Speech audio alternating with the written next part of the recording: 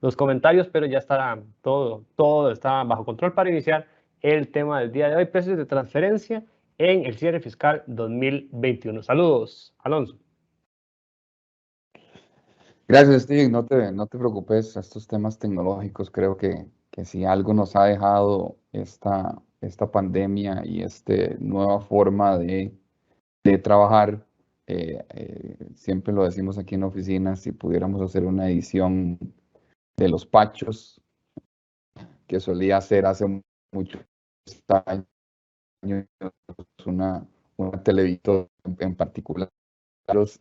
Creo que no solo nosotros como oficina, sino también nuestros clientes y amigos que nos escuchan hoy, pues podríamos hacer una lista de pachos y de bloopers de las videoconferencias entre reels de perros, reels de niños, apariciones en ropa poco presentable para una reunión.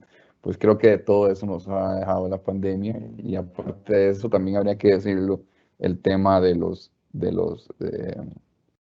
las complicaciones técnicas. Pues bueno, muchas gracias por la oportunidad de estar aquí. También muy agradecido con toda la gente que hoy se ha conectado y que está con nosotros para que hablemos un poquito de este tema, que si bien es cierto, es un tema que es recurrente, es un tema que no es nuevo para la mayoría de los que estamos aquí, pues es un tema que siempre hay que abordarlo con cierta profundidad y siempre hay que hacer un recordatorio de este tipo, precisamente para evitar dos cosas, ¿verdad?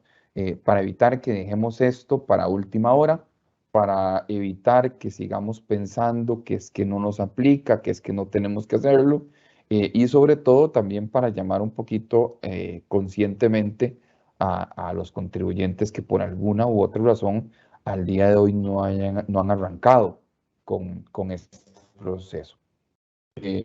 Siempre es importante hacer este recordatorio y es bueno que lo hagamos en este enero que estamos iniciando año eh, y que se acercan pronto los vencimientos de impuestos para la mayoría de los contribuyentes.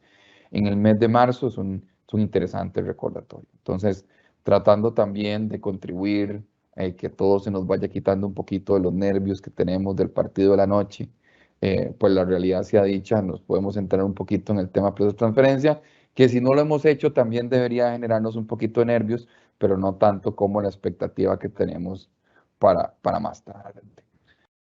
Vamos a ver. Para algunos de ustedes que ya están en el proceso de proceso de transferencia, alguno de estos conceptos, decía, puede que les sea sumamente claro, conocido y estudiado.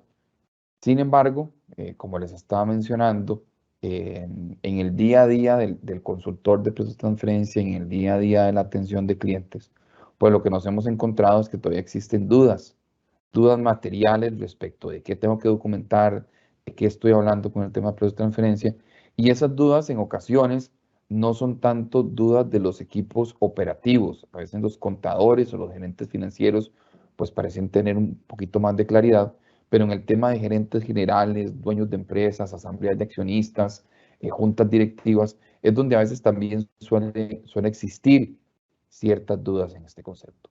Lo primero que uno tendría que decir y tener absoluta claridad es saber qué es un precio de transferencia o qué es un precio de transferencia. A veces les ponemos nombres a las cosas que suenan como un poquito elegantes o como un poquito complicados, y eso tiende a generar un tema de confusión. Siempre he creído que el tema de precio de transferencia a veces hace un ruido conceptual que creo yo innecesario, porque en realidad uno tendría que decir que los precios de transferencia no es otra cosa que los precios pactados entre partes vinculadas para cualquier tipo de transacción, ya sea para una prestación de servicios, para la venta de un bien, para un financiamiento, para el pago de una regalía. O sea, todas estas transacciones que yo habitualmente las puedo hacer con terceros y que si las hago con terceros, simplemente les digo precio o precio comercial, en la medida de que ya no lo hago con terceros y paso a hacerlo con una parte que se considere vinculada, pues deja de ser un precio comercial a nivel conceptual y pasa a ser conceptualmente un precio de transferencia. Entonces, nuevamente, es tener absolutamente claro que los precios de transferencia son aquellos precios pactados entre partes vinculadas para las operaciones que ellos llevan a cabo entre esas partes. Entonces, el primer concepto general que uno tendría que tener claro. ¿Cuál es el segundo concepto general? Bueno, ¿en qué consiste el análisis de precio de transferencia? ¿O qué es lo que inicialmente uno anda buscando? Bueno, este análisis lo que busca es revisar, evaluar, analizar las transacciones que estamos realizando entre partes vinculadas precisamente para determinar si las mismas fueron realizadas o establecidas o se han comportado como si las hubiésemos hecho con terceros. En otras palabras, estamos hablando de buscar el principio de libre competencia, o sea, el principio de libre mercado. Y en este tipo de conceptos generales yo siempre traigo a colación un ejemplo que me parece que es sencillo para que todos lo entendamos. Si yo quiero vender mi carro, por ejemplo, pues yo me meto en una de estas páginas de venta de vehículos, todos ustedes saben cuáles son, anuncio mi vehículo, digo cuáles son sus características, cuál es su año, cuál es su precio, y yo, su modelo, perdón, y yo establezco su precio. Si alguien me contacta por esa página o inclusive algún compañero de trabajo aquí en Grant Thornton se da cuenta que yo estoy tratando de vender mi carro y se acerca a mí, como es una persona que es un tercero, pues la fuerza de mercado va a tender a moverse de una forma natural. Yo voy a tratar de vender mi carro al mayor precio posible y la persona que me va a comprar mi carro va a tratar de comprarlo al menor precio posible. Es lo que usualmente ocurre en estos movimientos de mercado. Pero ¿qué pasa? ¿Qué pasa si resulta que cuando yo decido vender mi carro, no lo subo a una página para venta o no lo hablo con un compañero de trabajo, sino que es mi hermano, mi cuñado, mi papá, el que me dice, mira, no tires tu carro al mercado porque a mí me interesa? En ese momento en el que ya estamos involucrados a alguien que no es un tercero, sino que tiene una vinculación con vos, es donde yo siempre digo que a uno empieza a traicionarle el corazoncito con respecto a el precio.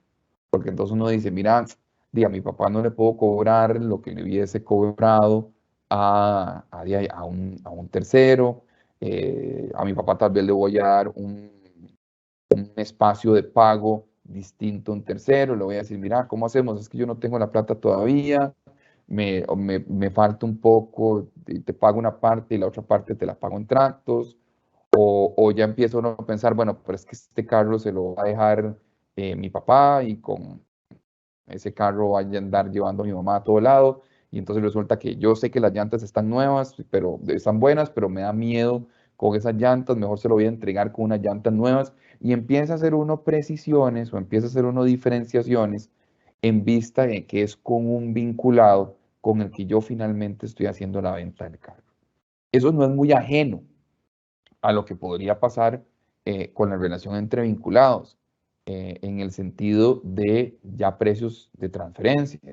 Es, bueno, yo le voy a dar un financiamiento, una vinculada, bueno, tal vez le puedo dar una tasa de interés más favorable que si hubiera ido a un banco, o le voy a prestar un servicio, tal vez el servicio se lo puedo brindar de gratis o se lo puedo brindar al costo porque en realidad es una vinculada. Y entonces empiezan estas valoraciones sobre las cuales, como vamos a ver más adelante, termina siendo necesario evaluar para ver si al final de cuentas pacté el precio como si fuera un tercero, o si pacté el precio distinto a un tercero, qué perjuicio fiscal estoy generando yo en Costa Rica al haber realizado esta valoración. ¿Qué es lo que finalmente a las administraciones tributarias les preocupa de estas transacciones entre partes relacionadas? ¿Por qué?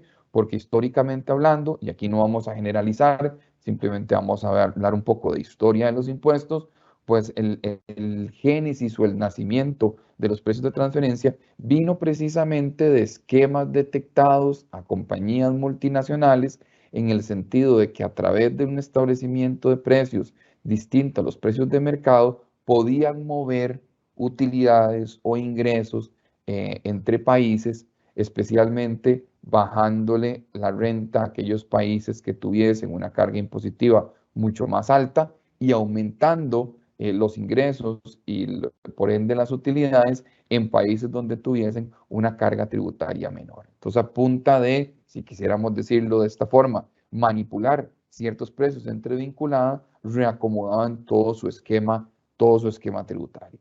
La Organización para la Cooperación y el Desarrollo Económicos, pues estudiando este fenómeno, pues desde los años 70 ha venido emitiendo documentación en materia de precios de transferencia que precisamente lo que busca es la evaluación de que todas estas transacciones se comporten como si fuera un tercero y así evitar que precisamente tengamos este juego, este traslado de utilidades que se hacen a través de estos precios. Por eso es muy importante tener claro qué es lo que se busca en este análisis de precios de transferencia.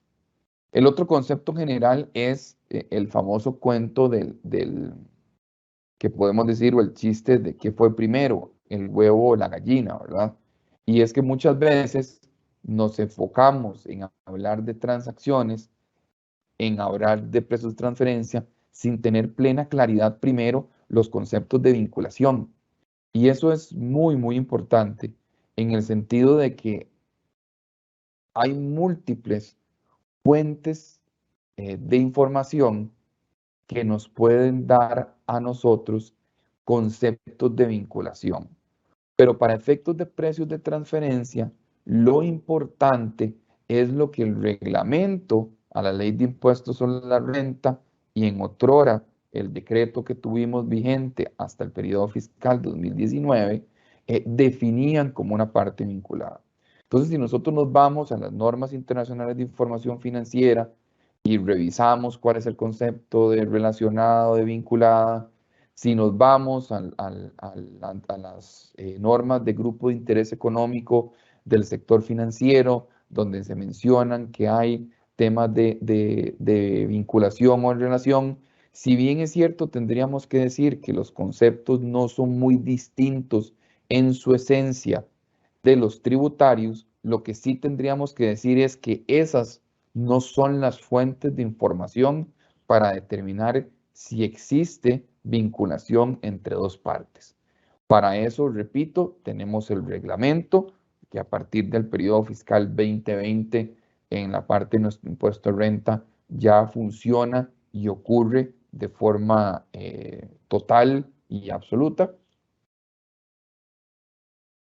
Y para antes de este periodo 2020 también teníamos reglas claras de vinculación en el decreto que regía la normativa de precios de transferencia. Entonces, antes siquiera de pensar en hacer análisis de precios de transferencia, antes de siquiera comenzar a preguntarnos cómo vamos a analizar algo o a identificar transacciones, lo primero y más importante es que tenemos que identificar si existe una vinculación.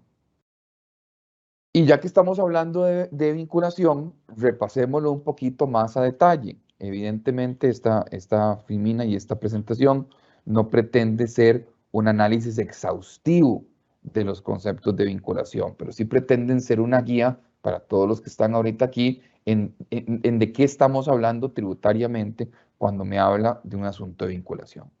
Habría que decir, y en este primer principio general, es en el que las otras normativas se parecen un poquito, es que siempre habla de este tema de participación directa o indirecta. Estamos hablando de alguien que controla a otra entidad o que controla a un grupo de entidades, ya sea de forma directa o de forma indirecta, y por tanto puede influir en la toma de decisiones, incluidas estas tomas de decisiones, las transacciones entre las partes vinculadas y los precios sobre las mismas, y que básicamente es el principio general que aplica en un tema de participación directa o indirecta. Ahora, esto tiene algunos bemoles que los vamos a ver en esta filmina del punto 3 al punto 5, de cómo ha definido la administración tributaria, en este caso en Costa Rica, qué es una participación directa o indirecta. Pero en principio, o en temas iniciales, hay que decir, este es el principio general que se aplica en los temas de vinculación.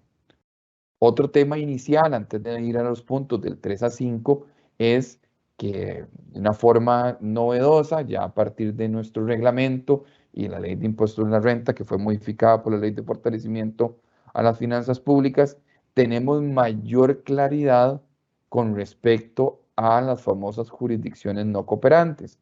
Y entonces nos establece como un criterio de vinculación todas aquellas transacciones que yo haya realizado con jurisdicciones que sean consideradas no cooperantes. El decreto que tuvimos vigente durante mucho tiempo, de los periodos fiscales 2014 al periodo fiscal con 2019, era bastante vago en este tipo de vinculación, porque si bien es cierto, sí mencionaba el tema de que tuviésemos transacciones con paraísos fiscales o jurisdicciones no cooperantes, nunca hizo ninguna definición específica. Entonces, era complicado poder realizar esa evaluación más allá de lo mencionado en el decreto que decía que teníamos que cumplir con esta evaluación para todas las transacciones que se realizaran con jurisdicciones en las cuales Costa Rica no tenía un convenio para intercambio de información tributaria, lo cual era sumamente complicado, porque ya fuese un convenio para evitar doble imposición o un convenio para intercambio de información tributaria, Costa Rica tiene muy pocos. Y entonces parecía increíble pensar que inclusive con nuestros principales socios comerciales, especialmente, por ejemplo, el caso de China, por decir algo, y algunos otros socios comerciales, y en algún momento al no tener un tratado específico, pues tuviésemos que analizar todas esas transacciones con terceros como si se hubiesen comportado con partes relacionadas. Con lo cual, para ese decreto, pues básicamente uno tendría que decir, era un sinsentido práctico. ¿Qué ocurre con la ley de fortalecimiento en las finanzas públicas? Pues bueno, ya se define, como en la mayoría de países que tienen estas reglas de jurisdicciones no cooperantes, que la misma administración no solamente va a establecer los decretos, va a establecer los conceptos bajo los cuales alguien es considerado jurisdicción no cooperante, sino que también va a publicar listas. Y esta publicación de listas es bastante importante porque nos da seguridad jurídica, nos da una publicación del ente tributario responsable en el cual nos dice, mire, esta es la lista que usted tiene que poner atención.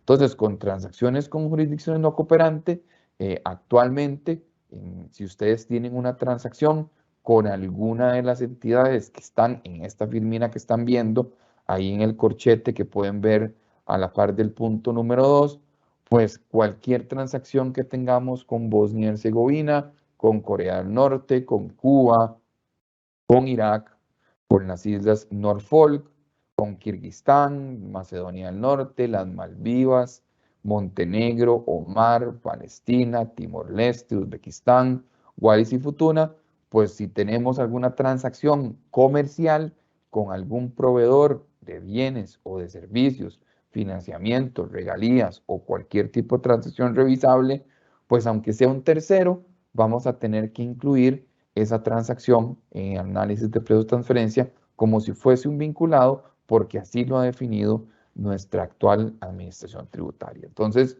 eso también es un tema que a veces no se revisa mucho en las entidades respecto de dónde proceden sus proveedores o a dónde están ubicados sus clientes, especialmente cuando hacemos transacciones importantes en el exterior. Pues bueno, esto vamos a tener que revisarlo muchísimo para evitar que una de estas transacciones se nos quede por fuera. Ahora, regresando un poco al principio general de participación directa o indirecta, pues la administración tributaria ha definido algunas cosas. Primero, cuando habla de participación directa o indirecta, habla de dirección o control de al menos del 25% de las acciones o derechos de voto sobre una entidad. Eso es importante decir de que esto no necesariamente es un estándar internacional. las directrices de la OCDE pues, no establecen obligatoriamente un porcentaje de cuándo es considerado una participación directa o indirecta a nivel de porcentaje de acciones. Costa Rica ha definido el 25%, más sin embargo, si nos vamos a otros países de Centroamérica, hay países que tienen 40%, hay países que tienen 50%, o sea que solo es considerado vinculado si tenés más del 50% de las acciones, que es más que todo una propiedad accionaria directísima, si quisiera uno decir, con esa propiedad accionaria, pero aquí en Costa Rica estamos hablando del 25%. Eso quiere decir que si, por ejemplo, yo, Alonso Erac, soy el dueño de la empresa A en un 25%, y soy dueño de la empresa B a nivel de acciones en un 50%, ya hago que A y B sean partes vinculadas según esta normativa. ¿Por qué? Porque hay un accionista menos que tiene más del 25% de acciones en ambas entidades. Esto también es bastante curioso en el mercado costarricense, porque la otra cosa es que la Administración Tributaria ha definido que no solo es a título personal, sino que también esta dirección o control del 25% de acciones, estamos frente a que puede ocurrir hasta un grado de afinidad de 2 grados y de consanguinidad de 4 grados. En un país como Costa Rica, en las que siempre bromeamos en que todos somos primos, porque somos muy poquitos, pues bueno, si mi hermano, si mi primo hermano ya tiene el 25, el 50% de las acciones de una empresa que hace transacciones con la mía, pues ya en un momento dado tendríamos que evaluar precisamente esa consanguinidad y por dónde anda el tema de la vinculación. Pero entonces, de principio ya podríamos hablar de un tema de vinculación. El otro punto general de esta vinculación directa o indirecta habla de una misma unidad de decisión, y esto es cuando yo tengo una misma junta directiva, cuando yo tengo una misma grupo de accionistas que toman decisiones en conjunto por un grupo empresarial, cuando tengo una holding que es la que posee no solamente propiedad accionaria, sino que también posee control y toma de decisión sobre las demás, pues aquí ya estamos hablando de una misma unidad de decisión. Y en el sentido de que existe una misma unidad de decisión, pues entonces ya estamos hablando de un grupo vinculado. Y por último, y no menos importante, de los criterios actuales, y digo actuales porque en algún momento hubo otro criterio en el decreto que ya hoy no está vigente, que era el del famoso distribuidor exclusivo. Bueno, aquellos contratos de participación, o que aquellos contratos específicos, joint ventures, por ejemplo, en el que las dos partes se comprometen a realizar algo para un proyecto, si en la medida de que se vayan a repartir las utilidades de igual forma, más de porcentajes parecidos a los que hemos visto en tema accionario, pues también va a ser considerado una parte relacionada. Ahora, esto es importante decir que no es que se vuelve una parte relacionada para todo, sino que se vuelve una parte relacionada para ese contrato en particular, no para las demás cosas. ¿Por qué? Porque es en ese contrato de participación donde yo me estoy repartiendo los porcentajes de utilidad. Y también de cualquier establecimiento permanente respecto de su casa matriz, o la casa matriz respecto del establecimiento permanente, pues también es considerado un tema de vinculación que tiene que ser observado para efectos de la evaluación de precio de transferencia. Entonces, repasando tal vez esta parte conceptual, uno tendría que dejar claro que lo primero que tendríamos que necesitar es siempre sentarnos, revisar juntas directivas, representantes legales, accionistas, propiedades accionarias, etcétera, etcétera, del grupo que nosotros consideramos como vinculado precisamente para confirmar esa vinculación. Si al día de hoy no hemos hecho absolutamente nada en el tema de precios de transferencia, que valga decir, ya estamos un poquito tarde para eso, y créanme que es más común de lo que la mayoría de ustedes creen, razón principal por la cual siempre tenemos en este mes de enero este webinar recordándoles a todos sus obligaciones de precios de transferencia. Si no hemos hecho ese ejercicio, lo importante es iniciar al menos con un diagnóstico de vinculación y revisar todo este tipo de documentos para estar seguro quiénes son nuestras partes vinculadas. Y una vez que tenemos plena claridad en quiénes son nuestras partes vinculadas, pues ahí sí comenzar a hacer el mapeo transaccional en el sentido de tener absoluta claridad sobre cuáles son las transacciones que realizo con mis partes relacionadas. ¿Por qué? Porque si, por ejemplo, tengo un grupo que puedo considerar como vinculado, pero de las 6, 7 empresas que ya tengo clarísimo que son vinculados, solo tengo una transacción entre dos y el resto del grupo no hace transacciones entre ellas, pues solo esas dos van a requerir estudio de precio de transferencia, porque ser vinculado no es pecado. Eso es como el tema familiar. No es pecado ser familia. El tema es, en el caso de precio de transferencia, de que si existen transacciones, y más adelante vamos a hablar un poco del tema transaccional, em, entre estas partes relacionadas, pues ahí sí es en el momento en que me nace la obligación de evaluar estas transacciones con base en el tema de precio de transferencia. Siempre y cuando, valga decir, que de dichas transacciones hayan afectado la base imponible de los impuestos, porque en caso contrario, en caso de que la transacción que yo esté realizando con una parte relacionada, como por ejemplo puede ser un aporte de capital, como por ejemplo puede ser el pago de un dividendo, no me haya afectado la base imponible de los impuestos, en este caso de rentas y de IVA, pues habría que decir que esas transacciones no requieren ningún análisis de precio de transferencia porque no están contempladas así ni en la ley ni en el reglamento del impuesto sobre la renta. Un segundo, estamos. Vamos a entrar un poquito en materia en las obligaciones de PT del periodo fiscal recién concluido, del 2021, y que nuevamente nos vuelven a traer en la palestra de por qué todos los eneros estamos teniendo este webinar y ustedes se conectan a repasar estos temas de que nos toca y nos tienen que revisar.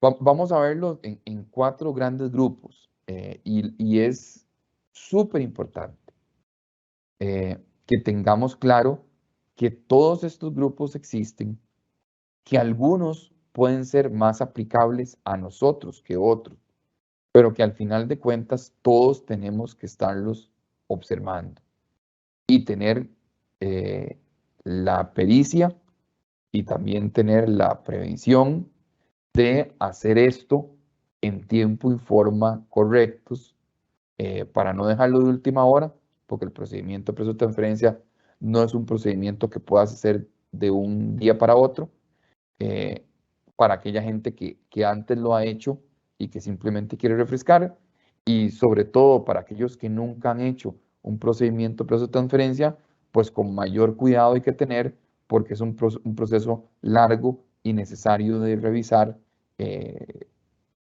por ambas partes, no solo por el consultor o la persona que te está ayudando a realizarlo, sino también por la compañía y específicamente para determinar si hay algunas cosas que pueden afectar la presentación de renta de ese periodo en particular.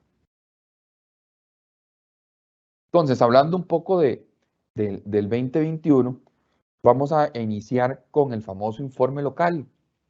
Y el informe local es precisamente lo que todos conocemos, llamamos, mencionamos y en el mercado se escucha como el famoso estudio o el informe de precios de transferencia. Cuando escuchemos esto, de mira, es que nosotros hacemos este informe, nosotros hacemos este estudio, usualmente estamos hablando de este punto número 1, del informe local. Es un informe que está reglado por 3 puntos particulares. Eh, el escueto artículo que quedó en la ley de impuesto a renta después de la ley de fortalecimiento de las finanzas públicas, la lista de 12 o 13 artículos que quedaron establecidos ya en el reglamento, los sacamos del decreto que existía en su momento y los pusimos en el reglamento, y también de la resolución de GTR 16-2017, que fue la que vino a ampliar, y esto no ha sido derogado aún, sigue completamente vigente, es la que vino a ampliar todos los contenidos que espera ver la administración tributaria en un estudio de precios de transferencia. Y esa es la otra cosa que hay que tener muchísimo cuidado. En procesos de fiscalización o de revisión de la administración tributaria, ellos esperan ver un estudio que cumpla con lo que ellos han pedido. En ocasiones se encuentra uno estudios internos o estudios realizados fuera del país, donde tal vez no hemos tenido el cuidado de revisar precisamente la normativa local, y cuando hace una la lectura de los mismos dice, mira, vieras que el estudio no está mal, conceptualmente está bien, pero vieras que el fisco costarricense pide esto, pide lo otro, pide aquí, pide allá, y no hemos observado nada de esto en el reporte. Entonces es muy importante que no solo le pongamos atención a lo que dice la ley, a lo que dice el reglamento, sino que también se revise el tema de las resoluciones complementarias en las cuales se establecen todos los requisitos con mayor detalle de qué espera ver. Y nosotros tenemos la práctica en la oficina de hacerlo para nuestros clientes, pero no debería ser una práctica descabellada de pensar en otros estratos que no involucren a nuestra firma, en el que no solo hay un índice, por ejemplo, normal documental, sino que también hay un índice que le llamamos el índice de la DGT, que básicamente es una lista de todos los requerimientos que la Dirección General de Tributación ha pedido para los estudios y a dónde están ubicados cada uno de estos requerimientos dentro del documento, de forma de que si en un proceso de fiscalización el auditor tributario quiere decir, mire, ¿y a dónde está la información de los clientes más importantes de la compañía? Ah, ok, eso está en la página 15. ¿Dónde está el análisis de funciones, activos y riesgos de la transacción de financiamiento que se hizo aquí, el análisis funcional? Bueno, eso está en la página 45. ¿Dónde está el organigrama funcional de la compañía con los departamentos que la empresa tiene y la descripción de qué realizan cada uno de ellos y cuántos empleados tiene cada departamento? Eso está en la página 25. O sea, es algo que nos permite siempre adelantarnos a un auditor para que quiera decir que hay un informe o que no cumple con todo lo que tiene que contener o que le falta cosas. Entonces es algo que hay que prestarle atención. No nos quedemos solo en el reglamento, no nos quedemos solo en la ley, sino que también tenemos que revisar el tema de las resoluciones complementarias. ¿Quién tiene que hacer este estudio? Todo el mundo, todos los contribuyentes. Todos los contribuyentes que cumplan con dos premisas básicas: que hayan tenido una transacción con partes relacionadas, y recuerden que ya aquí estamos fuera de la discusión del huevo y la gallina, ya sabemos quiénes son nuestros vinculados, ya hicimos nuestro diagnóstico, ya revisamos esos criterios y tenemos plena claridad de quién es el vinculado. ¿Ok? Si tienes transacciones con personas que has identificado que son vinculadas, pues entonces ya sabemos que el estudio de precios de transferencia me aplica. Con la segunda característica, me aplica sí, solo sí, las transacciones que logré identificar me afectan la base imponible de los impuestos. Porque en caso contrario, pues básicamente no tendría que hacer el estudio. Entonces, ¿qué puede concluir es uno de este comentario? Bueno, que es aplicable a la masividad de contribuyentes. No importa el tamaño del contribuyente, no importa si soy pequeño, si soy mediano, si en otrora era una gran empresa territorial, clasificación que ya no tenemos actualmente, o si actualmente soy un gran contribuyente o no. Eso es irrelevante para los efectos del informe local. Lo que es relevante es si sos un contribuyente de impuestos, si existen transacciones con partes relacionadas que hayan afectado la base imponible en impuesto, tienes que hacer el estudio. Más aún, Costa Rica, en eso hay que decir también, se ha quedado un poquito rezagado en temas de relación costo y control para esta obligación, porque, por ejemplo, no tenemos tampoco una materialidad. Eso quiere decir que si, por ejemplo, la única transacción que tienes entre partes vinculadas es que le prestaste 1.000.000 de colones y le cobraste un poquito de intereses sobre ese 1.000.000 de colones durante 6 meses, a tu parte vinculada, ya tienes que hacer el estudio. ¿Por qué? Porque no hemos definido un porcentaje de materialidad transaccional que me permita también crear un umbral de hasta dónde yo tengo que cumplir con esta obligación y no. Hay algunos países que dicen, bueno, a menos de que tengas transacciones por encima de los $100.000 con partes relacionadas, pues no haces el estudio, solo tienes que tener la información de respaldo, como facturas y demás, etcétera, etcétera. O sea, establecen una materialidad, establecen una línea media en el sentido de que de contribuyentes pequeños o contribuyentes grandes con transacciones muy pequeñas no tengan que incurrir en los costos de cumplimiento de precios de transferencia por una transacción que es inmaterial. Eso no lo tenemos aquí. Aquí tenemos que hacer la evaluación de cualquier tipo de transacción, ya sea con partes relacionadas locales o del exterior, indistintamente de su materialidad.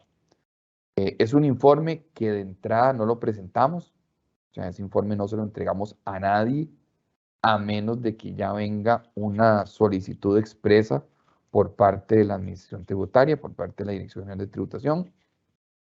Y usualmente las solicitudes expresas que hemos visto hasta ahora han sido solicitudes generales, como por ejemplo, algunos de ustedes pueden que hayan tenido la oportunidad de recibir en enero, usualmente, el famoso documento del Ministerio de Hacienda pidiendo alguna información para temas de estadística tributaria o estadística hacendaria, pues ahí ya lo hemos visto de bastantes años para atrás que solicitan el estudio de precios de transferencia. También lo hemos visto para fiscalizaciones abreviadas por parte de la Dirección General de Tributación y también lo hemos visto para fiscalizaciones formales.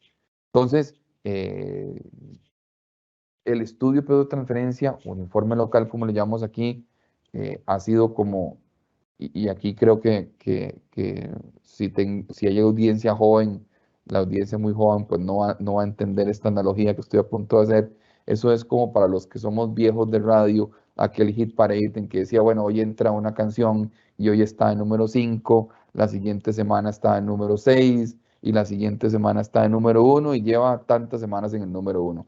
Bueno, la Administración Tributaria ha hecho lo mismo con precios de transferencia. Al principio, años atrás, ni siquiera estaba en su lista de requerimientos, después entró en el top 10 mire, entrégueme todo esto y también ahí por aquello el estudio de precios, pero el estudio de precios ha ido siendo para la Administración Tributaria lo que para los oyentes de radio era el tema de una canción pegajosa o buena en que ha ido subiendo su número a nivel de requisición. Y ya uno puede ver en las fiscalizaciones, en el acta inicial donde se solicita la información, de que básicamente precios de transferencia siempre va a estar entre los 5 primeros puntos, a veces más arriba de eso, en las solicitudes de la Administración Tributaria. Especialmente en qué casos? En aquellos casos en los cuales ya la Administración ha hecho una evaluación previa del contribuyente, sabe que hay transacciones con vinculadas bastante materiales y por tanto entonces de una vez es mejor pedir el estudio de precios porque por ahí podría empezar el tema de la fiscalización. Entonces es importante que eso lo tengamos claro. Ajustes. Sí, existe la posibilidad de que mis estudios de precios de transferencia me digan que yo tengo que hacer un ajuste a mi declaración de impuesto de renta. ¿Esto por qué? Porque la transacción que yo realicé con partes relacionadas haya generado uno de los dos escenarios que la ley de impuestos sobre la renta prevé en los cuales la valoración de precios de transferencia es válida. Y aquí es muy importante porque ese es un tema que siempre va a ser polémico y de discusión. Sin embargo, tenemos que quedarnos claros en lo que menciona explícitamente la ley, ¿verdad? La ley me menciona que las valoraciones de precios de transferencia son aplicables sí o sí, se cumplen una de dos cosas. O existió un perjuicio fiscal en el país, Esa es la redacción exacta del artículo, literal del artículo, dirían nuestros compañeros abogados. Em, y entonces, si bien es cierto, yo puedo tener una transacción con una vinculada, la cual yo no la haya realizado a un precio de mercado y no haya cumplido con el principio de plena competencia, uno tendría que decir que no cabría ningún ajuste si no existe un perjuicio fiscal en el país. O sea, si en Costa Rica esa transacción no terminó generando un menor pago de impuestos a nivel del grupo como un todo. Y lo segundo, también tendríamos que decir si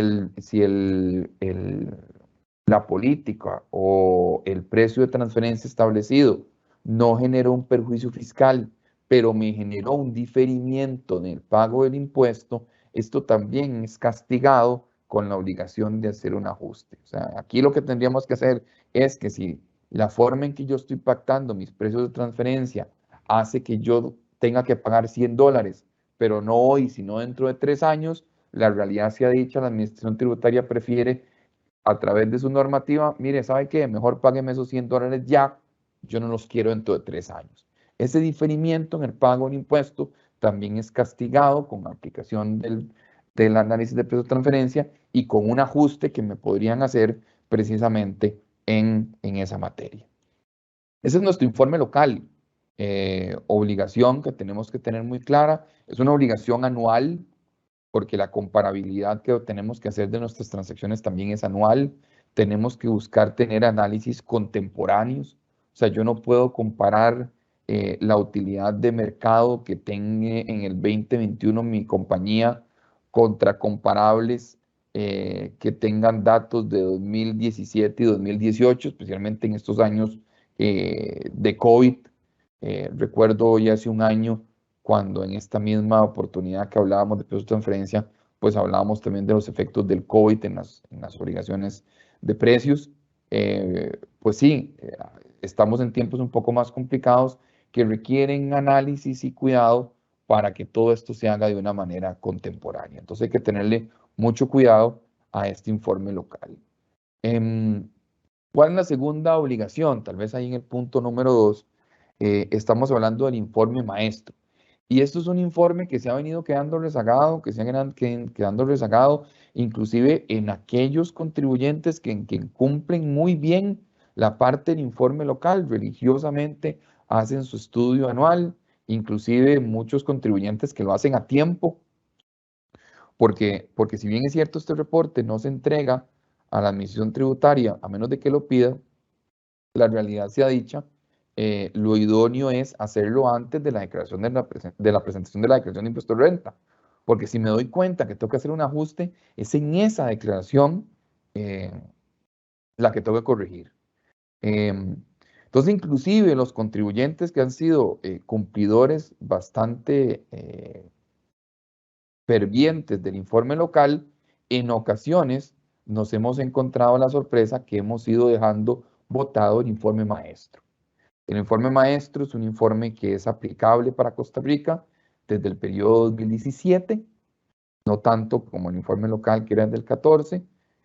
No se presenta al igual que el otro informe a menos de que me lo pida, y ya es un informe que no es individual de cada entidad y no es un informe analizador de transacciones. Este es un informe mundial, es un informe grupal, involucra todo el grupo a nivel económico global y usualmente lo realiza la última casa matriz. En otras palabras, este reporte es uno para todo el grupo y en lugar de evaluar transacciones, es un reporte más narrativo. Es un reporte que me dice, mira, ¿cuál es tu grupo completo? ¿Cuál es tu cadena de valor? ¿Cómo es que el grupo realiza lo que realiza? ¿Cómo es que el grupo hace las operaciones de la forma que los hacen? ¿Con quién te financias? ¿Tienen financiamientos externos o tienes financiamientos propios, tenés departamento de investigación y desarrollo en tu industria. Bueno, ¿a dónde está ubicado? ¿Qué es lo que hace ese departamento? Tenés intangibles valiosos. Bueno, ¿cuáles son? ¿Cómo se comportan estos intangibles? Termina siendo siempre un reporte más descriptivo que el informe local. El informe local es más descriptivo no del grupo, sino de la compañía que está siendo analizada y termina siendo revisador de transacciones específicas de esta compañía. Este informe maestro es un informe que es más global. Es conocido también de la resolución de GTR 16-2017 como la sección que dice información corporativa. Entonces, cuando ustedes vean esa sección que menciona información corporativa, precisamente estamos hablando del informe maestro, entendido en master file, en el cual tengo que involucrar y mencionar información del grupo. ¿Cuál es la otra obligación que está vigente? Bueno, el Country by Country Report, el reporte país por país, establecido en Costa Rica a partir de la resolución de GTR 1 del 2018 y aplicable anualmente desde el periodo fiscal 2017 con fecha de vencimiento del 31 de diciembre del año siguiente cada año. Eso es una declaración informativa mundial del grupo económico. Es un estándar establecido por la OCDE y ya aquí sí tendríamos que hablar que estamos mencionando ya empresas con una materialidad sumamente alta. Es solamente aplicable para aquellos grupos multinacionales que tienen ingresos por encima de los 750 millones de euros de forma consolidada. Entonces ya aquí tendríamos que decir que no es cualquier hijo de vecino y después, digamos, en nuestro país tendría que decir uno que son pocos, contadas con la mano, las compañías de capital costarricense que cumplen con este nivel de ingresos de forma consolidada. Aquí lo que puede existir muchísimo es que tengamos subsidiarias de grupos que sí cumplen con esto y difícilmente la subsidiaria será la empresa que le toque llenar esta información, porque lo que normalmente ocurre es que es la casa matriz consolidadora la que no solamente se da cuenta de que está cumpliendo con este tema, sino que es en su jurisdicción donde reporta el famoso reporte país por país. ¿Qué me dice la normativa costarricense? Que yo sí tengo que avisarle a tributación si se cumplen dos cosas. Si yo soy la entidad matriz superior que va a presentar en Costa Rica dicho reporte, yo tengo hasta el mes de marzo para informarle eso a la administración, o que yo voy a ser nombrada como una entidad subrogante en la presentación de eso. O sea, yo no soy la matriz, pero he sido escogido como la entidad que va a preparar y presentar esta declaración. Pensemos, por ejemplo, en algunas de las unidades de servicios compartidos o de empresas que están aquí en zona franca, especialmente de servicios financieros, donde aquí se lleva la contabilidad del grupo, aquí se lleva cuentas por cobrar, se lleva la parte financiera, o sea, toda la información financiera y de impuestos es llevada en ese centro de servicios compartidos acá, pues podría ser una posibilidad que entonces la casa matriz defina que sea esa unidad de servicios compartidos la que también cumpla con esa obligación formal del reporte país por país. Bueno, entonces en esos casos sí tengo que ir a la administración tributaria, ahora por todos los trámites que podemos hacer digitales, y avisarle a tributación, miren señores, nosotros somos de forma subrogada la empresa que va a presentar este reporte. Podríamos tal vez concluir de esta filmina de las obligaciones vigentes, que si bien es cierto, las tres están vigentes, la mayoría de los que estamos aquí probablemente nos preocupemos o debamos preocuparnos por la número 1 del informe local y por la número 2 del informe maestro, y esta en realidad ir simplemente chequeando si en algún momento trabajamos para una empresa que pueda cumplir con esas características. Obligaciones en veremos. Y aquí uno pone entre paréntesis y en negrita, señalado, signos de interrogación, admiración, casi que recurrir a un chamán o alguien que lea el tarot, las líneas de las manos o tenga una bola de cristal, que muchos de nosotros querríamos también para ver si hoy vamos a parar de sufrir o no. Pero al final de cuentas tenemos esta otra famosa declaración informativa.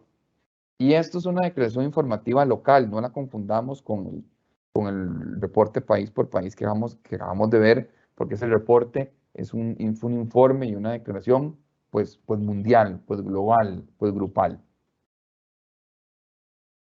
Aquí estamos hablando claramente de una declaración informativa local que ya la administración tributaria tuvo dos oportunidades en las cuales indicó que iba a ocurrir. Lo primero fue en el decreto, después en la DGTR 44-2016, de última ocurrencia en el reglamento a la ley de impuestos de la renta después de que la reformó la ley de fortalecimiento de las finanzas públicas, en el sentido de que vamos a tener que llenar una declaración informativa, algo similar al finado de 151, por ejemplo, en el que teníamos que presentar una declaración informativa. Se ha establecido siempre que lo vamos a tener que hacer, pero ha sido un poco como el cuento de Pedrito y el Lobo, que nos dicen que ya viene, y nada que aparece. Por el momento esto está suspendido de forma indefinida.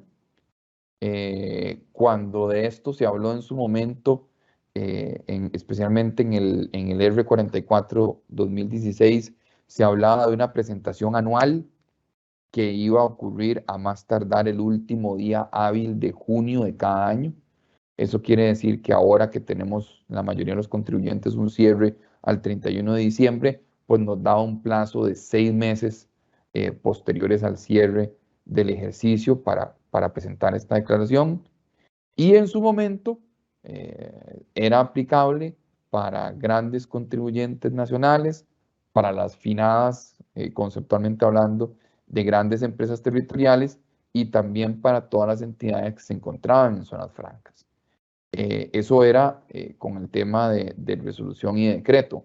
Ya hoy por hoy habría que decir que es aplicable para grandes contribuyentes, de grandes empresas territoriales, pues ya no aplican al haber sido modificada su existencia. Se mantiene para entidades de zona franca, pero ahora también me involucra un nuevo grupo de contribuyentes que antes no existía, que son todas aquellas empresas que no caben en estas otras clasificaciones, pero que tienen transacciones con partes vinculadas que superan los 1.000 salarios base. Si consideramos que un salario base anda por ahí de los pesos más, pesos menos, 480.000 colones, pues tendríamos que decir que entonces, masivamente hablando, solo tendrían que presentar esta declaración informativa aquellas empresas que tengan transacciones convinculadas superiores a los 480 millones de colones, lo cual es una materialidad interesante que a uno, en este caso mío particular, le hubiese gustado ver algo de materialidad, no necesariamente igual que pero al menos algún tipo de materialidad con el tema de ejecutar los estudios. Lastimosamente no es así. Entonces, esta obligación por ahí anda. En su momento, pues lo único que se nos iba a pedir era decir con quién habíamos tenido transacciones convinculadas, qué tipo de transacción, cuál había sido el método utilizado y algunos otros datos generales del contribuyente. Sin embargo, es difícil decir si eso es lo que se va a mantener para cuando esto se reactive o si vamos a tener algún tipo de adiciones. Mi proyección aquí para ese tema, nuevamente jugando al lector de cartas del tarot, es que probablemente se vayan a ampliar los requerimientos de la declaración informativa copiando a otros países de la región, como por ejemplo Panamá, Guatemala, Honduras y El Salvador, que más bien inclusive en los casos más agresivos, pues no solamente han pedido cierta información básica, sino que ya han pedido cuál fue el rango intercuartil, han pedido cuál fue el resultado del análisis, si estaba dentro del rango de plena competencia o no, que si hubo ajuste o no hubo ajuste de precios de transferencia, etcétera, etcétera. Uno podría sentir que vamos a mutar hacia este tipo de declaraciones porque, valga decir, yo siempre he creído que lo bueno hay que copiarlo. si bien es cierto, para nosotros puede que eso no suene tan bueno, sí creo que probablemente para la administración sí suene muy bueno, pues obtener este tipo de información en una declaración informativa sin tener que leerse el reporte completo o obtenerlo hasta que ellos puedan hacer una fiscalización. Entonces, lo importante de este punto cuarto es, eh, está vigente entre comillas, porque está suspendido de forma indefinida, pero ponerle atención a las noticias y a los comentarios, porque en el momento en que esto reviva, pues vamos a tener que revisar a dónde andamos en esta aplicación de aquí para saber si también adicionalmente al estudio de precio de transferencia, que es el informe local, adicionalmente el master file, pues también anualmente voy a tener que estar cubriendo esta declaración informativa. Por último, y no menos importante, de una noticia que es nueva, reciente, esto viene saliendo del horno. El viernes pasado tuvimos una presentación y noticias por parte de la OCDE, precisamente con la actualización de las guías o de las directrices en materia de precios de transferencia para multinacionales y administraciones tributarias que esta entidad publica. Y esto es muy importante decir porque si bien es cierto, en nuestra normativa específica de la Ley de Impuestos sobre la Renta y el reglamento, hacemos referencias muy tímidas a estas directrices, por no decir que casi no decimos nada. Simplemente nuestra normativa sí está basada en estas directrices. Y las directrices terminan siendo una guía importante para poder evaluar el precio de transferencia. Entonces, si bien es cierto, hay cosas que siempre deberían estar involucradas y mencionadas en nuestra legislación local, no deja de ser un punto de referencia muy importante y técnico de discusión siempre estas guías. Ahora, tampoco es asustar a todo el mundo, ¿verdad? Esto es importante que nos quede absolutamente claro.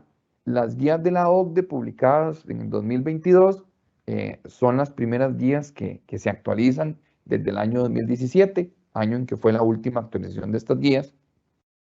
Y no es que las guías cambian del sol a la luna con estas actualizaciones. Lo que tradicionalmente estas guías hacen es incorporar formalmente documentos emitidos por la OCDE desde el último periodo en que estas guías fueron actualizadas, en este caso documentación que ya ha sido mencionada desde el 2017, y homologar un poquito el tema de conceptos. Entonces, por ejemplo, estas guías nuevas de la OCDE tienen la guía revisada para el método de participación de utilidades. El método de participación de utilidades es uno de los 5 métodos que uno puede aplicar en pesos de transferencia. Hubo una guía actualizada de cómo realizar esta metodología o revisitar esta metodología que fue publicada en el 2018 y ahora finalmente lo que se hace es incorporar formalmente con comentarios y demás este método o esta guía revisada. O sea, ya era un documento publicado en el 2018, ya era de referencia, digamos, obligatoria, pero ahora ya como estoy actualizando las guías, pues lo involucro formalmente. La otra cosa fueron las guías para administraciones tributarias respecto del alcance de los intangibles de difícil valoración, o sea, cómo hacer en el tema de cuando tengo un intangible que es sumamente complicado de valorar por su experticia científica, por ejemplo. Bueno, una guía emitida también en el 2018 para las administraciones tributarias respecto de estas valoraciones que se meten ahora en estas guías 2022. Y tal vez lo que nos puede afectar o conocer y que hay que ser honestos también ha sido de poca aplicación en el mercado que hemos visto hasta ahora, tal vez por el tema de los años pandémicos, ha sido la guía de precios de transferencia para transacciones financieras que emitió la OCDE en el año 2020, en el cual se reafirma el hecho de que las transacciones entre partes relacionadas que tengan su función financiera, pues deberían ser cada vez más evaluadas como si fuésemos un banco involucrado entre las partes. Lo cual para mucha gente hace sentido, para otros no tanto, porque si bien es cierto, hay transacciones financieras entre los grupos económicos, muchas veces las transacciones no ocurren entre partes que tengan los mismos riesgos y funciones de los bancos, que para eso muchas ocasiones es que ellos hacen sus análisis de riesgo y demás, pero es la normativa que se considera como un estándar y que se considera que poco a poco cada vez más va a ser utilizada para efectos de las transacciones financieras.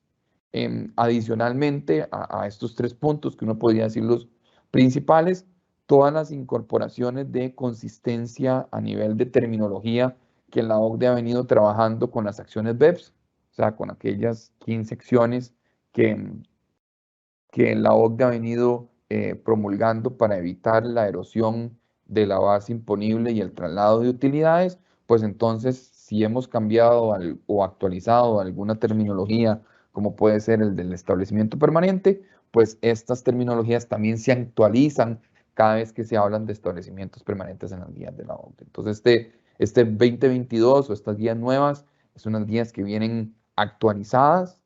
No, nuevamente, no son el sol y la luna, no es que ahora tenemos completamente nuevas metodologías de proceso de transferencia, no, simplemente vienen a incorporar todo esto que hemos venido hablando desde la última versión y que ya habían transcurrido 5 años y que ya era momento, especialmente tal vez no por la ocurrencia de los 5 años, sino por todo lo que ha ocurrido en los últimos 5 años entre las acciones BEPS, terminología y estos tres pronunciamientos, que ya era momento de que actualizáramos nuestras guías de la OCDE. Entonces, estos para todos ustedes que vieron en nuestro boletín y nuestra alerta el anuncio de las nuevas guías de la OCDE, o lo han visto con su consultor, o lo han visto en las redes sociales técnicas. En ese sentido, pues que tengan claro que no es que estamos frente a un cambio radical, pero sí estamos entre puntos que hay que tenerle muchísimo cuidado de que ahora ya están incorporados en las guías completas. La otra cosa que hay que decir es, y esto yo siempre lo digo para los parlantes en español, sí, en aspectos técnicos, los consultores muchos hablamos inglés, pero por el momento estas guías solo están en inglés, las actualizadas, y el siguiente rol va a ser francés, entonces tendremos que esperarnos creo que un par de mesecitos o cuidado no más para que ya podamos tener estas guías en nuestro idioma español. Siendo así y estando pasados un poquito del tiempo que habíamos agendado para hoy, pues agradecerles a todos el haber estado conectados con nosotros durante esta hora, agradecerles que han estado aquí para efectos de repasar sus obligaciones de precio de transferencia, que no se olviden de ellas, no dejen de precio de transferencia para última hora, no es fácil hacerlo de última hora. Aquí les estoy hablando desde el corazón, no porque yo sea consultor de precio de transferencia y porque me encuentre con algunos de ustedes en la calle el 10 de marzo y me dicen, ay, Alonso, no hemos hecho nada y ocupamos hacer algo. Mira, con toda la dedicación profesional que uno puede tener, cumplir con eso en esas fechas es un milagro. Los que por alguna u otra razón no han hecho los estudios de precios de transferencia hasta ahora, mi recomendación es paremos la hemorragia de incumplimiento, inclusive pongamos un punto focal, tratemos de empezar a hacerlos a partir de ahora para que en algún momento podamos hacer una mejor evaluación de hasta dónde estamos complicados en el tema de de transferencia o no, pero no dejemos de hacerlos, no dejemos de cumplir y no vayamos a meternos en un problema con la administración tributaria solo por no cumplir con un requisito que tal vez, si lo hubiésemos hecho a tiempo, nos hubiese permitido no estar en una posición de riesgo o complicada en un proceso de fiscalización. Ese sería, digamos, el consejo o el comentario con el que me gustaría cerrar inicialmente esta charla a la espera de las preguntas que ustedes puedan tener. Buenos días y muchas gracias. Gracias, Alonso. Vamos a pasar al tema de las consultas. Nos dice un amigo por acá, se indicaba anteriormente que requerían presentar estudio de precios de transferencia las empresas de grandes contribuyentes o de las empresas grandes contribuyentes o bien grandes contribuyentes regionales. ¿Prevalece aún este criterio? No, vamos a ver, ese criterio nunca ha sido así, por eso fue que lo quise aclarar en los puntos 1 y los puntos 4. Lo que estuvo limitado de presentación para grandes contribuyentes o grandes empresas territoriales, y ahí también meto el tema de zonas francas, siempre fue la declaración informativa, nunca fueron los estudios de precios. Y por eso era que yo explicaba en el punto primero de que indistintamente cuál sea tu año, o bajo qué régimen estés o no estés, si tienes transacciones con partes relacionadas que afectaron la base imponible del impuesto sobre la renta, tenés que hacer estudio, porque eso fue una confusión común, tengo que decirlo, en el mercado, en el sentido que en el momento en que se suspendió la informativa o hablaba de estas tres clasificaciones para informativa, inmediatamente se hacía una analogía de decir, bueno, si no toca presentar la informativa, no toca hacer el estudio. Y eso nunca fue así. Todos, absolutamente todos los contribuyentes, desde el periodo fiscal 2014, tomamos en cuenta que del 14 para acá hay algunos periodos ya prescritos, y hubiese tenido de anualmente revisar los precios de transferencia de sus transacciones con vinculadas para estar seguro que no estabas cometiendo una de dos cosas: un diferimiento en el pago del impuesto o un perjuicio fiscal en los impuestos de renta en la mayoría de esos periodos y de IVA a partir del periodo 2020. Esa confusión es normal y es bueno ese tipo de preguntas para aclararlo. Gracias, Alonso. Otra de las consultas dice, ¿cómo ha evolucionado la DGT con los estudios de precios? ¿Los pide, los revisa? ¿Cómo es la situación? Hemos visto de todo. Lo que sí tengo que decir primero es que sí los piden y cada vez los piden más. La analogía que usé ahora yo del hit parade musical, pues es cierta. Hemos ido viendo cómo cada vez más en la lista va subiendo el estudio de transferencia, precisamente por lo que mencioné, porque si ustedes creen que un ente fiscalizador como la DGT ahora llega a las empresas a fiscalizar sin saber nada de ellas, están muy equivocados. O sea, hay una sección de inteligencia tributaria que se encarga de una forma material de investigar o de analizar o de obtener datos de los contribuyentes de forma previa y para ya poder llegar con preguntas aterrizadas. Entonces, si ya ellos saben que hay transacciones con vinculadas, te van a pegar el estudio. Ahora, una vez que lo piden, que sí lo hacen, tenemos de todo en la viña del Señor.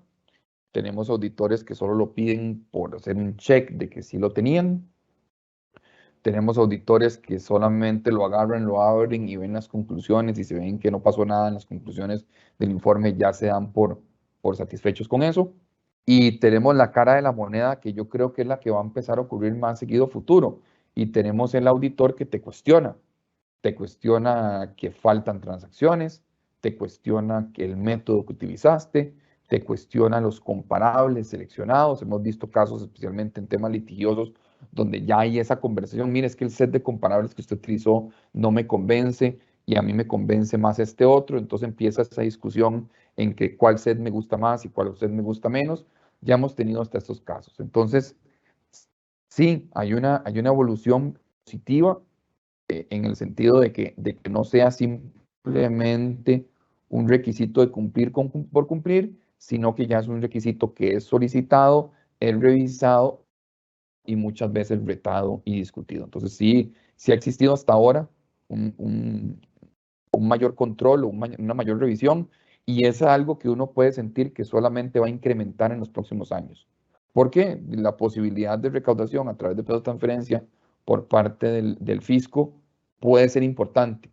Y ahorita estamos en un proceso fiscal y legislativo, también que habría que decirlo, en que si, por ejemplo, se confirman las proyecciones de que todos estos proyectos de más impuestos no van a ser aprobados en Asamblea Legislativa, pues de algún otro lado tiene que salir un porcentaje de mayor recaudación y precios de transferencia no sería una mala opción para la DGT. Gracias, Alonso. Las últimas dos consultas para ir finalizando este espacio, dice, ¿cuáles transacciones son las más relevantes de revisar en un estudio y si hay una posibilidad de que la declaración informativa venga pronto, Alonso? Esto para cerrar. Sí, vamos a ver. ¿Cuáles son las transacciones más importantes? Me encantaría decir que X o Y, pero en realidad es que son todas. En el tema de que no tenemos una materialidad. Evidentemente, la afectación pues, a la base imponible pues va a ser más material si yo le compro o le vendo materia prima a una vinculada, el 100% de ella, por ejemplo, que si yo le presté 100.000 colones a un mes. Hay un tema de materialidad que uno puede decir, bueno, la recaudación que el fisco puede obtener o que yo me puedo ver obligado a pagar en extra impuestos porque una tenga un problema y la otra también, difieren por los montos. No hay materialidad, todas hay que revisarlas. Eh, Evidentemente siempre hay que ponerle mayor atención entre más materiales son las transacciones dentro de la base imponible del impuesto, eso sí. Pero también hay que decir que una de las cosas que genera mucha desconfianza en un proceso de fiscalización es cuando transacción. Tomémonos el tiempo para revisar las transacciones, para estar seguros que todo está. Porque por más pequeña que sea una transacción, si la pasamos por alto o decidimos no documentarla en el estudio o simplemente se nos olvida, y es una transacción que la detecta un auditor y se da cuenta que en el estudio de precio de transferencia no está, ya ese auditor va a empezar a dudar de la integridad del estudio. Va a empezar a sentir de que en el estudio de transferencia le estaban ocultando algo y ustedes conocen que la primera percepción va a ser, aquí me están ocultando algo adrede o es porque quieren no decirme algo. Entonces, hay que evitar esas perspicacias por parte de un auditor involucrando todo, que de por sí la normativa me, me obliga a evaluarlo todo en la medida nuevamente de que sea una transacción con una vinculada y en la medida que me haya afectado la base imponible del impuesto. Y Steven, la segunda pregunta que nos hacen por ahí me vuelve a mí no sé, a buscar un turbante de fakir y ponérmelo aquí, y, no sé, poner incienso y una bola de cristal o algo así. Es difícil lo de la creación informativa porque ha sido, como lo dije ahora, el cuento del Pedrito y el Lobo. Todos los años nos dicen que ya casi viene. Recuerdo que en los tiempos de doña Rocío Aguilar había un interés primordial por esto y pareció que se iba a mover bien y rápido y que ya iba a ocurrir y al final de cuentas no ocurrió. Y por el momento uno siente frío el tema de esta declaración informativa. Recordemos que la razón por la cual esa declaración informativa está suspendida es porque la Administración Tributaria no ha puesto a disposición de los contribuyentes la herramienta digital para llenarla, o sea, algo como lo que usábamos en Declara para la 151, algo por el estilo. Entonces, aquí el tema es poder determinar o ir oyendo ruido acerca de ese desarrollo tecnológico en el cual pueda venir. Si alguien me pregunta a mí, ¿será que en 2022 será el año? Honestamente no lo veo ocurriendo, pero mayores sorpresas nos hemos llevado con tributación que de un pronto a otro saque la declaración. Tal vez sea un año de desarrollo o algo por el estilo, o tal vez lo pretendan dejar hasta cuando el nuevo software tributario esté listo. No lo sabemos por el momento, pero yo lo veo difícil que ocurra en el 2022, más sin embargo no me sorprendería si ocurre y uno esperaría que ya fuera algo para 2023 en adelante, especialmente considerando que para esa fecha tenemos un nuevo gobierno que va a establecer sus propias, un nuevo ministro de Hacienda probablemente, que establezca sus propias prioridades. Entonces, creo que también por esa misma razón que ya trasciende la parte tributaria, sino la parte política, puede que 2022 no sea el año, pero 2023 tal vez sí lo sea. Gracias, Alonso. Ahora vamos a cerrar con unas palabras ya por parte de Alonso Erac, director de Fiscalía Internacional y Precios de Transferencia, sobre el webinar que hemos tenido el día de hoy. Adelante, Alonso. Hoy hemos repasado las obligaciones vigentes, los hemos hecho en un resumen y hemos tratado de decirles el mensaje que le decimos a todos nuestros clientes y amigos.